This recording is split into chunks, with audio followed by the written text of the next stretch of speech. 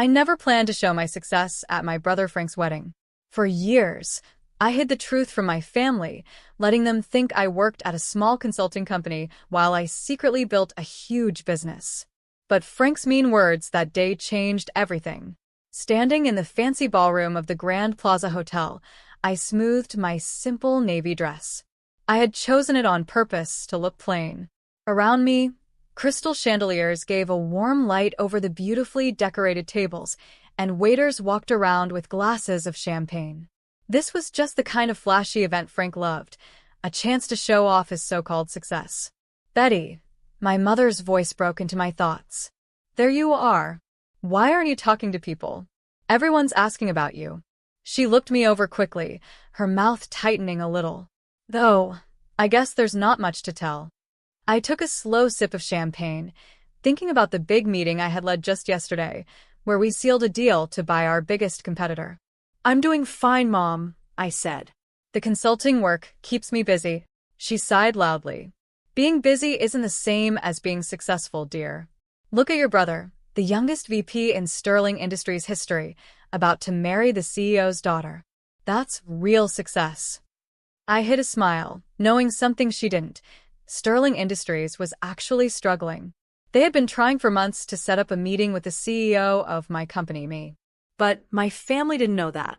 They thought I worked at a tiny firm, not that I owned Aurora Consulting Group, one of the biggest consulting companies in the country. And they had no idea I wasn't just an employee, I was the founder and CEO. "Betty." Frank's loud voice cut into my thoughts. He walked over with a champagne glass in hand, his new wife Laura holding onto his arm. "Still hiding in the corners at parties?" "Some things never change," he teased. Laura giggled, fixing her fancy dress. "Frank told me all about your little consulting job. It's so cute that you're trying to make it on your own." I watched them and thought about how different things were 16 years ago. Back then, Frank was the one struggling, barely passing his classes, while I graduated at the top of mine. But then Dad stepped in and used his connections to get Frank a starting job at Sterling Industries. Meanwhile, I was told to be realistic about my dreams. Someone had to do the small jobs, they said. Frank kept talking, loud enough for everyone nearby to hear. "Poor sis," he said, "still working at that tiny firm while the rest of us build real careers. But hey, at least you're independent, right?" Laura laughed, a sharp sound like glass breaking. "Oh, darling, be nice," she said. "Not everyone can be as successful as you." I felt the weight of the old locket around my neck, my grandmother's last gift to me before she passed away. She was the only one who had truly believed in me and my dreams. "Success comes in many forms, Frank," I said quietly. Sure, Frank said, waving his hand like he didn't care. "Speaking of success, did you hear? The CEO of Sterling is coming to the wedding reception tonight, Mr. Shipley himself. He never shows up at employee events, but for me." Frank puffed up with pride. I knew exactly why Henry Shipley was coming. He wasn't there for Frank, he wanted to talk to me about buying Sterling Industries, something he had been trying to do for weeks. I had been delaying the meeting, waiting to see how desperate they would get. "That's wonderful," I said softly, hiding my smile behind my champagne glass. "Just try not to embarrass me when he gets here," Frank said. "Stay out of the way. This is important for my career." Before I could say anything, the room suddenly went quiet. Henry Shipley had arrived. He had a strong presence, tall with sharp eyes and steel-gray hair. He looked exactly the same as he did in our video calls. Frank straightened his back quickly and pulled Laura with him, ready to greet his boss. But before he could take even 2 steps, Shipley's eyes found me, and his face lit up with a big smile. "Miss Patrick," he called out, walking straight toward me. "I had no idea you'd be here." Frank froze mid-step, a confused look on his face. Laura's perfectly shaped eyebrows pulled together in confusion too. "Ma'am," Shipley said as he reached me, shaking my hand respectfully. "We've been trying to set up a meeting with you for weeks. I didn't expect to find you at an employee's wedding." I could feel Frank staring at me as I shook Shipley's hand. "Hello, Henry," I said. "Surprised to see me here?" "Why wouldn't I be?" he said. "It's not every day you meet the CEO of Aurora Consulting at a wedding." He glanced at Frank, then back at me, realization dawning on his face. Wait, is Frank your brother? I nodded, allowing myself a small smile as I watched the color drain from Frank's face. He had just found out about my real job. The silence in the room was heavy. I saw my mother's hand shaking as she held her champagne glass, and my father's mouth hung open in shock. But it was Frank's face that really captured the moment, a mix of disbelief, embarrassment, and growing fear as he realized he had spent the last hour making fun of someone way above him. Henry Shipley looked between us, clearly trying to understand what was happening. Your brother? He asked. But he said his sister worked at a small local consulting firm. That's what they all thought, I said, my voice carrying clearly across the room. I never corrected them. Laura's wine glass slipped from her fingers and shattered on the marble floor. The loud crash seemed to wake everyone up, and suddenly the room was full of whispers and talking. But I kept my eyes on Frank, watching as his fake world of being the best started falling apart. I hadn't planned to show my success this way, but standing there, seeing my family's image of me break, just like Laura's glass, I realized that sometimes the best moments in life are the ones you don't plan. And this was just the beginning. The next few minutes at the wedding felt like a messy dance. My mother, always worried about appearances, rushed to my side, smiling too brightly. Betty, darling, she gushed, why didn't you tell us about your job? I took another sip of champagne, enjoying the moment. You never asked, I said. You were all too busy cheering for Frank's achievements to care about my little consulting job. Henry Shipley was still nearby, looking both amused and a bit uncomfortable. Miss Patrick, I didn't realize this was your family, he said. Maybe we can finally talk about the merger? Frank interrupted, panic clear in his voice. He grabbed my arm tightly. I calmly pulled my arm away, keeping my voice steady. The one where Aurora Consulting is thinking about buying Sterling Industries, I said. Then I turned to Shipley. Though after tonight, I'm having second thoughts about the deal. Frank turned pale.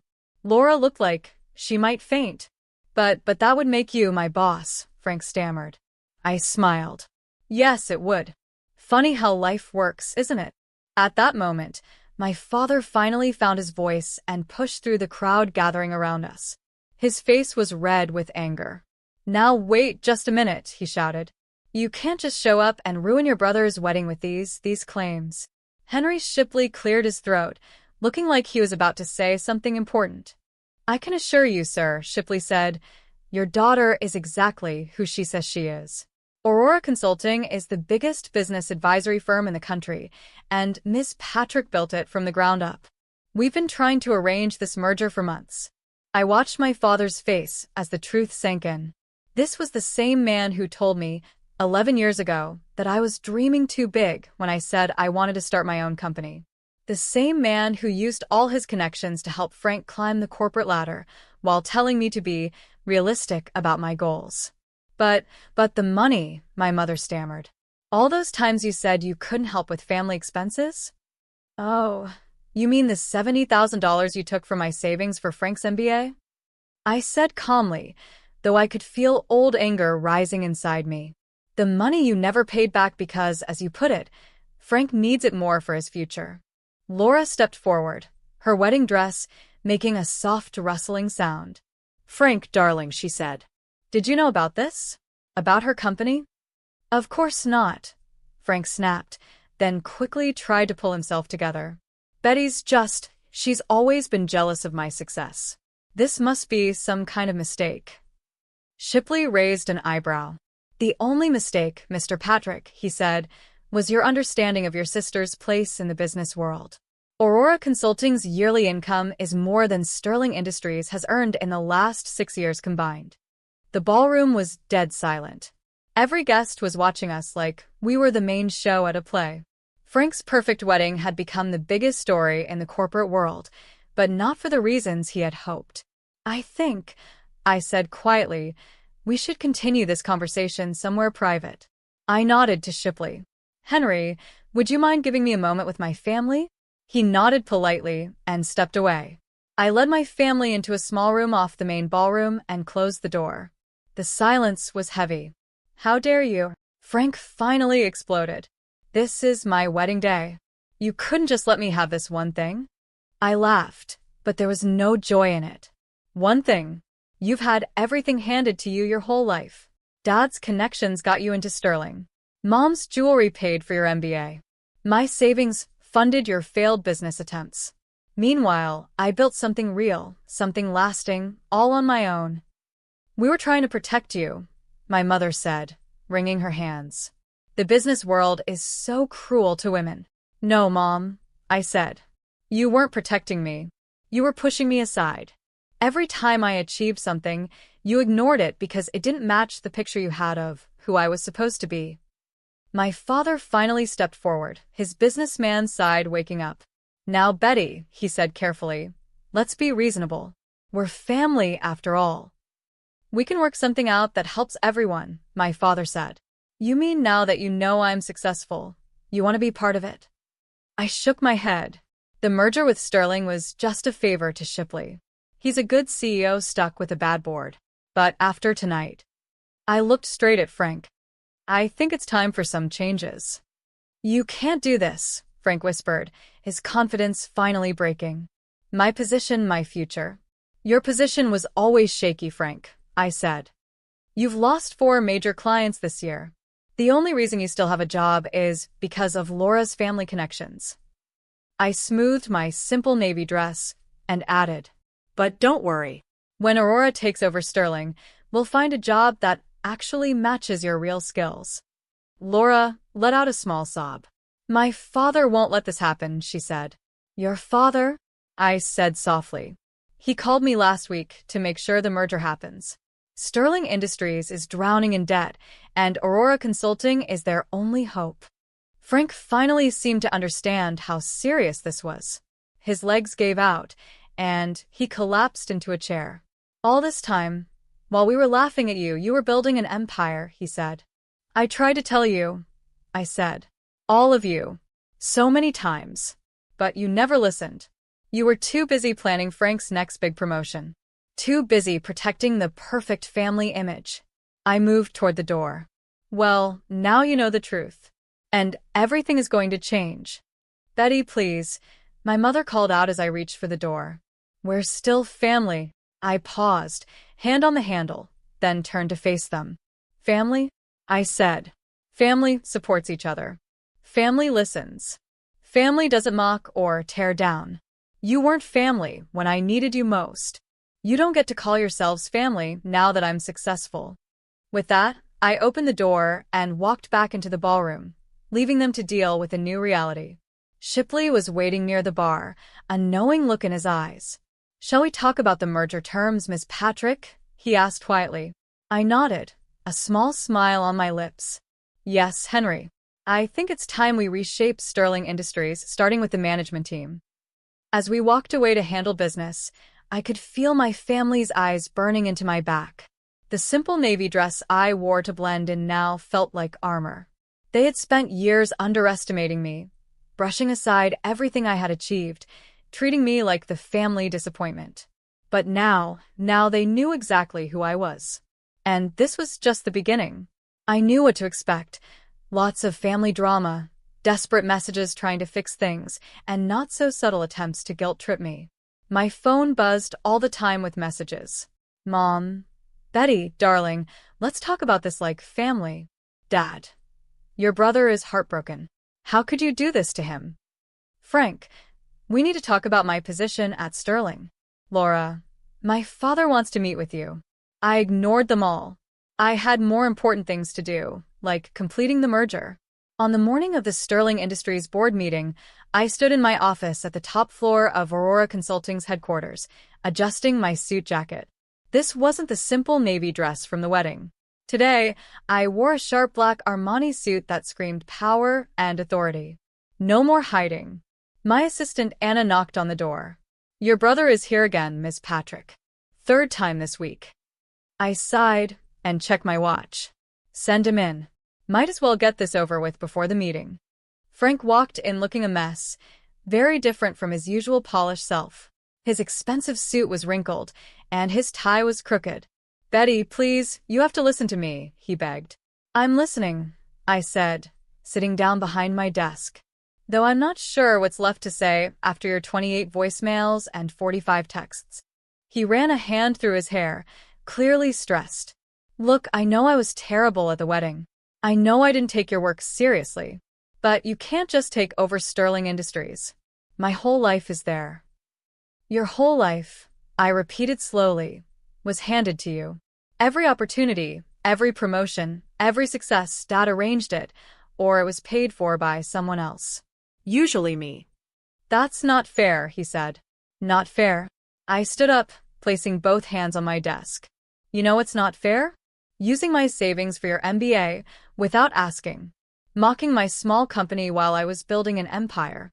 Treating me like a failure while I succeeded beyond anything you could dream of. I'm sorry, he whispered. And for the first time, I thought maybe he really meant it. Sorry doesn't change the past, Frank. And it doesn't change what's about to happen. I glanced at my watch again. The board meeting starts in an hour. I suggest you get ready. What's going to happen to me? He asked, sounding scared. I sat back down and studied him carefully. That depends on you. Aurora Consulting rewards skill, not family connections. If you want to keep a job at Sterling after the merger, you'll have to earn it. Actually earn it. His face went pale. You mean start from the bottom? Learn the business properly? No shortcuts? No special treatment. I held up my hand as Frank started to argue. It's either that or severance pay. Your choice. Just then, the office door swung open again. This time it was my parents, pushing past Anna, even though she tried to stop them. Betty, my mother said, her voice shaking, we've been trying to reach you for weeks. I've been busy, I said calmly. Running my little firm takes a lot of work. My father stepped forward, his face serious, the same look he always used when trying to make a deal. Honey, we need to talk about this calmly. You can't destroy your brother's career over a few past misunderstandings. Misunderstandings? I laughed. Is that what we're calling years of ignoring and disrespecting me? We made mistakes, my mother said, wringing her hands. But we're family. That has to count for something. I opened my desk drawer and pulled out an old family photo, the last one we took before I started Aurora Consulting. In it, I was standing a little apart from the rest, wearing a simple dress while they wore expensive clothes. Even back then, I had been treated like an outsider. Family counted when I needed support starting my business, I said. It counted when I was working 20-hour days to build my company.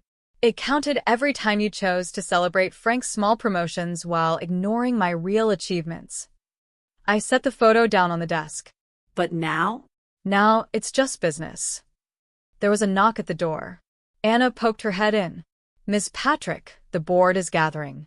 I stood up, straightening my jacket. Thank you, Anna. I'll be right there. I turned to my family. You're welcome to stay and watch the meeting from the monitors in the waiting area. I think you'll find it educational. The Sterling Industries boardroom went silent as I walked in. 15 board members watched me take my seat at the head of the table. Henry Shipley stood up to greet me. Miss Patrick, thank you for joining us. Shall we begin? The next hour was like a masterclass in business leadership. I went over Aurora's plans for Sterling, department by department, position by position. By the end, some board members were nodding with approval, while others looked shocked. Finally, I finished. We'll be completely rebuilding the management structure. No more jobs handed out because of family ties. From now on, only real skills and results will matter. Through the glass walls, I could see my family in the waiting area. Frank had sunk into a chair, head in his hands. My parents stood stiffly, finally realizing just how much power I had. After the meeting, Shipley came over to me. Brilliant presentation as always, he said. I have to ask, Shipley said. Your brother's position, will it be handled fairly? It will, I assured him. If he's willing to work hard, there's a place for him, starting in entry-level sales. Shipley nodded, looking pleased. You're more generous than most would be in your position. This isn't about revenge, I said as I gathered my papers. It's about building something real and lasting. When I walked out into the waiting area, my family was still there. But now, they looked different, smaller, weaker. Nothing like the people who had once seemed so powerful to me. "So that's it?" Frank asked quietly. "Everything changes just like that?" "Everything changed years ago, Frank," I said. "You just didn't notice because you were too busy looking down on me." I turned to my parents. "The company will send new job contracts tomorrow. I suggest you read them carefully." "Betty," my mother said, stepping forward with tears in her eyes, "we were wrong about you." "So wrong. Can't we start over?" I thought about all those family dinners where they ignored my achievements. All the celebrations where Frank was treated like a star and I was treated like an afterthought. All the times they pushed aside my dreams for his. "Starting over would mean forgetting the past," I said. "And I don't want to forget. Those years of being dismissed and overlooked had taught me important lessons about being strong and standing on my own. They made me who I am," I said. "And who are you?" my father asked, his voice low. "I'm the woman who built a billion-dollar company while you all were too busy mocking my tiny firm. I'm the CEO who just bought the company you once thought was the peak of success. And I'm the daughter who stopped needing your approval and found her own path instead." I started walking toward the elevator but paused and looked back at them. "The contracts will arrive tomorrow. It's your choice whether to sign them. But either way, things will never go back to how they were." As the elevator doors closed, I caught one last glimpse of them, standing there in the waiting room of the company I built, finally seeing me clearly for the first time. That night, sitting in my penthouse office, I opened my grandmother's locket, the only family keepsake I truly treasured. Inside was a small note she had written years ago. "Success isn't about who believes in you at the end. It's about believing in yourself from the beginning." I smiled, thinking about how far I had come from that overlooked daughter in the family photo. Frank's wedding had just been the start. Now everyone finally knew who I really was, not the family disappointment, but the woman who changed their whole world. And somehow, that felt better than any revenge ever could.